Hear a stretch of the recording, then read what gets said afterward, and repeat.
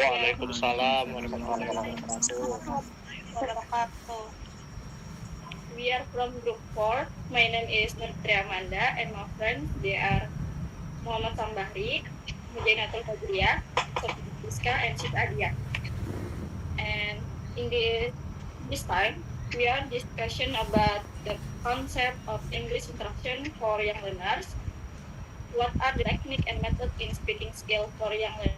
In the last is what are the technique and method in written communication for young learners? Yeah, next slide.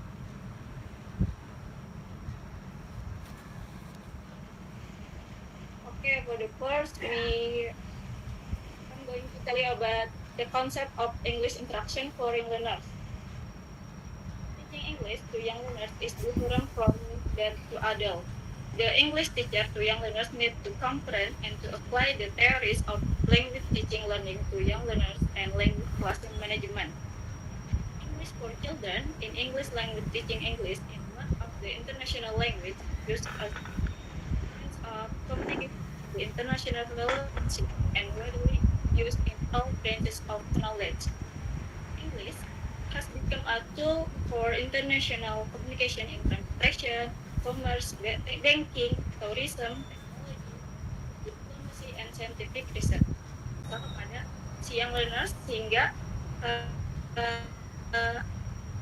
dapat manajemen kelas bahasanya itu sendiri. Dan selain itu, as we know, guru sebagai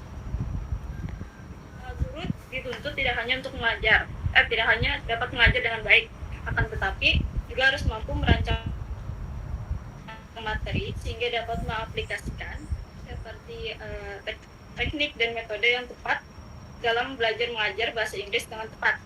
Nah, di sini seperti yang saya sudah katakan sebelumnya, bahwa dalam mengajarkan young learners dan orang dewasa itu berbeda. Kita tidak bisa nih menggunakan teknik dan metode yang seharusnya untuk orang dewasa, tapi kita gunakan untuk si young learners ini. Maka dari itu, dalam penerimaan si young learners, maka akan kesusahan untuk menerima pelajaran itu. Nah, maka dari itu di sini kami akan menjelaskan kepada kalian secara detail apa aja sih teknik dan metode yang tepat yang dapat kita gunakan dalam mengajarkan young learners. Maka dari itu, selanjutnya akan dibahas oleh teman saya, Siti Adia, tentang teknik yang dapat dipakai dalam speaking untuk young learners. Siti Adia, silakan.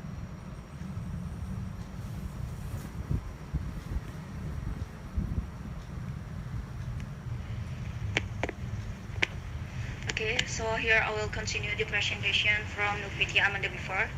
It is about technique and method in speaking skill for young learners. Seperti apa yang telah dijelaskan oleh saudari Nufiti Amanda sebelumnya, bahwa mengajar bahasa Inggris untuk young learners atau anak-anak itu berbeda dengan mengajar orang dewasa. Anak-anak akan cenderung lebih cepat merasa bosan dan gampang teralih perhatiannya oleh hal-hal kecil yang dianggap lebih menarik. Maka dari itu di sini diterapkanlah teknik-teknik mengajar serta metode khusus yang telah disesuaikan dengan kebutuhan anak dalam skill speaking. Di sini saya akan menjelaskan apa saja teknik-teknik untuk mengajar speaking skill. The first one is using game. Game is purposefully activity and games are a part of playing. When the students join in a game, they must understand what the teacher and friends say, so they can speak in expressing their feeling their feelings or informations. Jadi di dalam game ini, anak-anak diharuskan untuk memahami apa yang guru ucapkan dalam bahasa Inggris. Anak-anak juga harus berbicara di dalam game menggunakan bahasa Inggris untuk saling bertukar informasi dengan teman mereka. Ada beberapa benefit dari using game untuk speaking skill ini. Salah satunya adalah agar pembelajaran menjadi lebih menarik bagi anak-anak. Second is outdoor activity. Belajar tidak selalu harus di dalam kelas. Dimanapun kita berada, kita selalu bisa belajar. Salah satu ciri anak adalah memiliki tingkat konsentrasi yang pendek.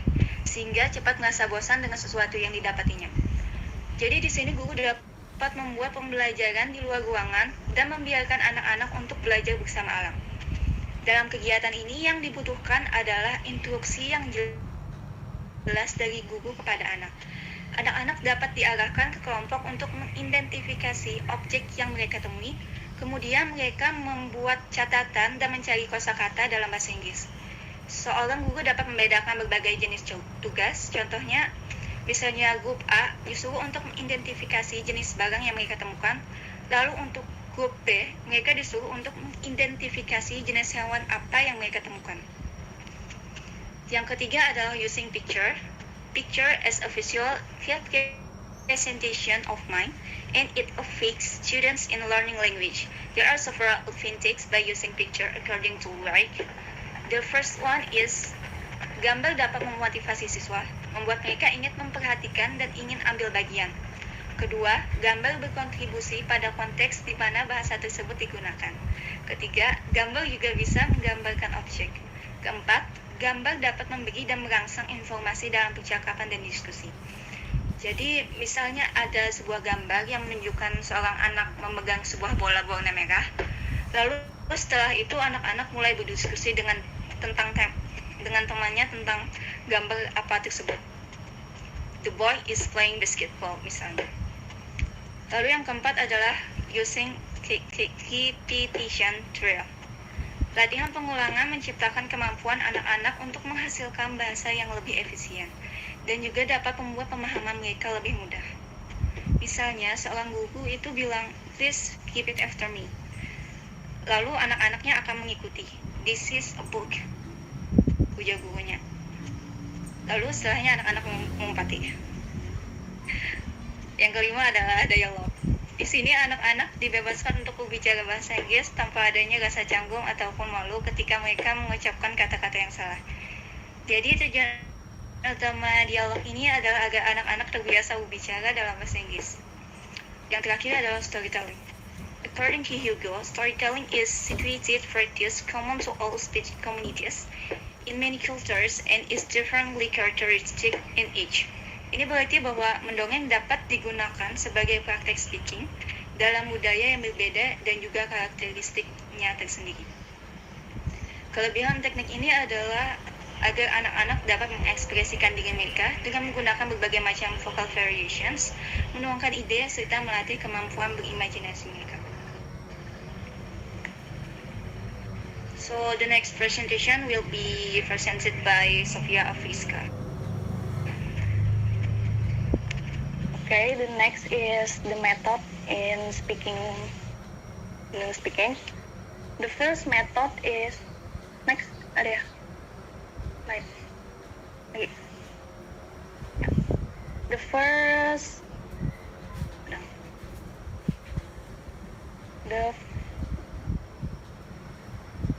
The first method is audiolingualism.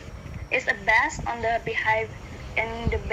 behavior theory about stimulus response, reinforcement, in other words, about learning new behaviors. This form of teaching includes many drills. The drill is designed to teach a certain form, for example, a correct sentence in present simple. Small changes are being performed on the drill so that the students would constantly learn about also to prevent them from making mistakes. Nah, jadi yang pertama itu ada metode audiolingual, di mana audiolingual ini adalah metode yang berbentuk pengajarannya mencakup latihan atau drills. Di mana latihan ini biasanya itu mengajarkan bentuk tertentu, misalnya bagaimana kalimat yang benar dalam simple present tense. Nah, metode ini tuh cocok untuk young learners karena metode ini dapat menunjukkan bagaimana seharusnya kalimat bahasa Inggris yang benar dan juga bisa berguna untuk membangun kalimat dan menambah kosakata untuk anak murid tersebut.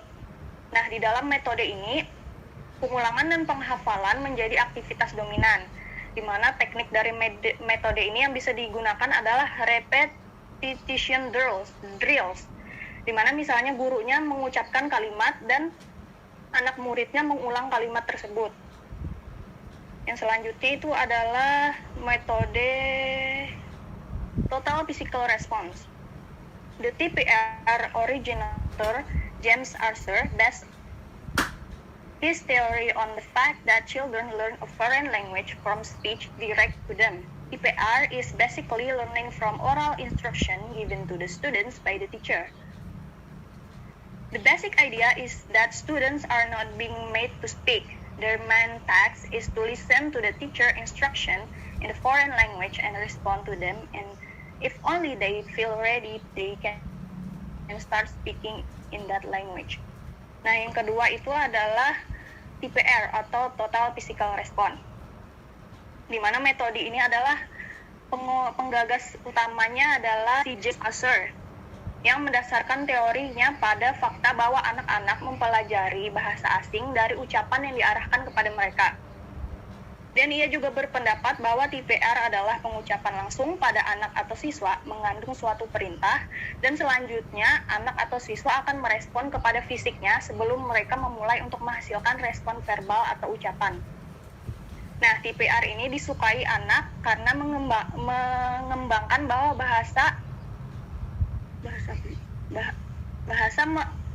bahwa mengembangkan bahasa melalui menyimak dan memperkenalkan bahasa dengan cara visual. Nah, metode ini juga melibatkan kegiatan dan gerakan dan tidak menuntut anak untuk berbicara segera. Nah, teknik yang bisa digunakan dalam metode ini adalah storytelling. Misalnya, si gurunya menceritakan cerita yang singkat dengan gaya, misalnya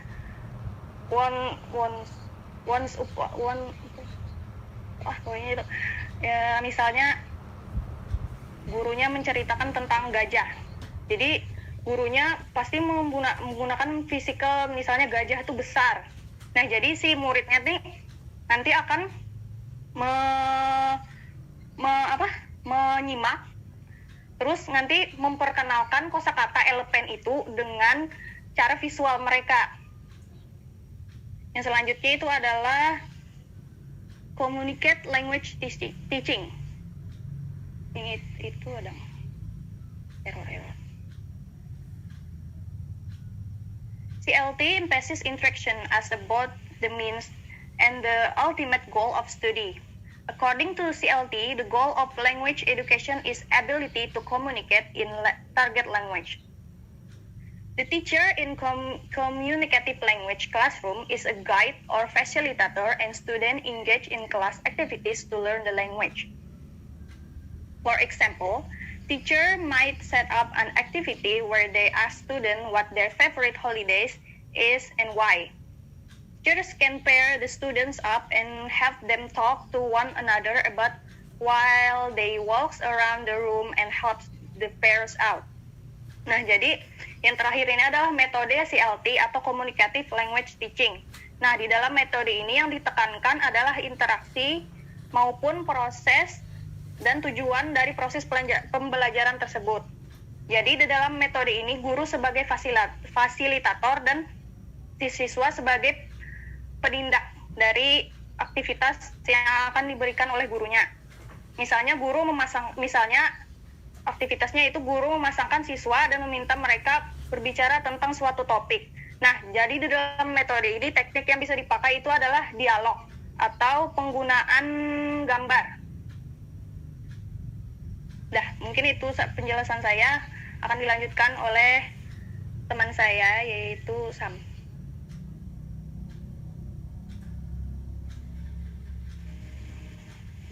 Oke, langsung saja melanjutkan dari penjelasan teman saya tadi. Kita masuk ke bagian teknik in writing communication. Di sini ada beberapa teknik dalam writing communication. Yang pertama ada time, ada use flashcard, ada yang brainstorm ideas, ada yang plan and write story, correct the spelling, typing program, and dictation. Oke, untuk yang time atau bisa kita bilang sebagai manajemen waktu, anak didik akan diarahkan untuk menulis sebuah kata atau kalimat untuk melihat apakah mereka dapat meningkatkan kecepatan menulis mereka selama beberapa kali percobaan. Nah, di sini tidak hanya satu kali, tapi beberapa kali nanti anak murid akan disuruh untuk menulis sebuah kalimat maupun kata dari sang guru, supaya mereka itu bisa diukur tuh. Nah, oh segini kecepatan mereka dalam menulis kalimat ini, kata gurunya. Nah, di sini juga harus diberi tanda kutip, pastikan mereka tetap fokus dalam menulis yang rapi. Jadi bukan hanya kecepatan menulis mereka saja yang diukur, tapi kerapian dalam menulis juga sangat penting.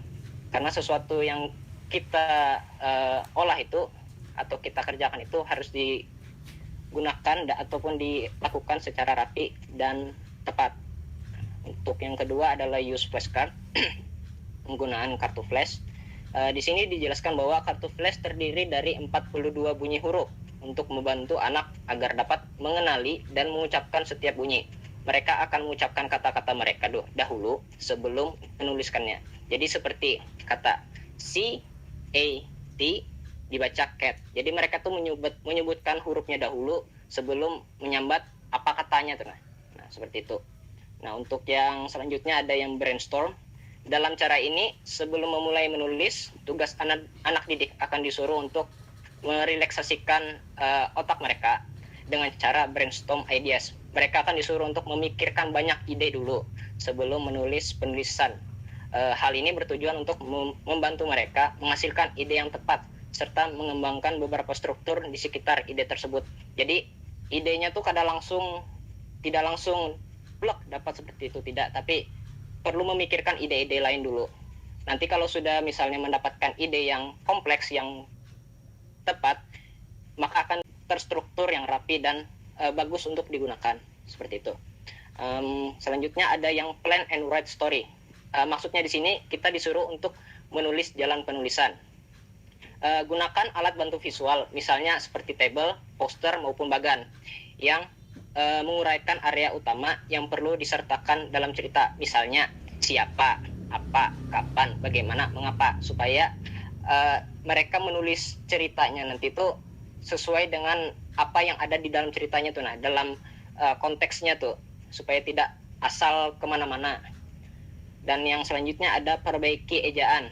Nah, di sini guru akan memperbaiki kata-kata yang kurang benar atau salah dieja, atau penggunaan tata bahasa mereka, grammar mereka yang salah bagi anak didik untuk mengidentifikasi kesalahan dan memperbaikinya.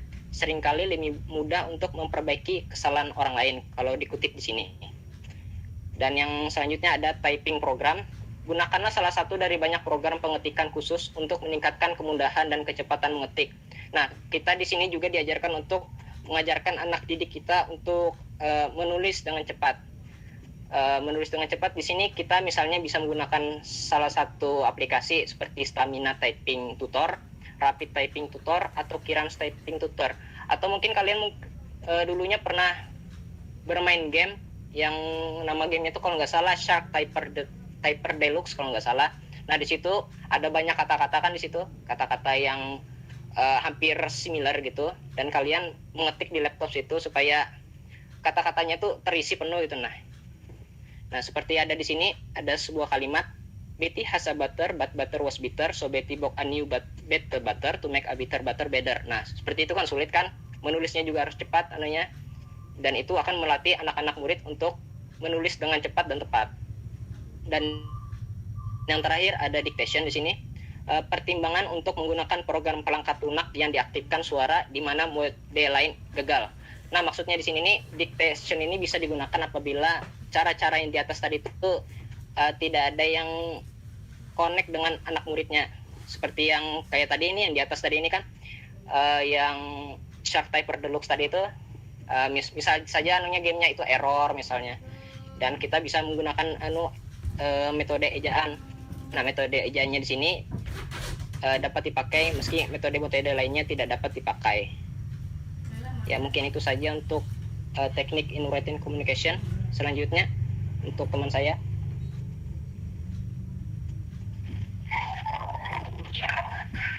Selanjutnya saya akan menjelaskan tentang method of written communication. For the first method is text-based language teaching. Text-based language teaching requires students to do meaningful text using target language. It is connection between knowledge and real-world concept. Jadi, di method text-based language teaching,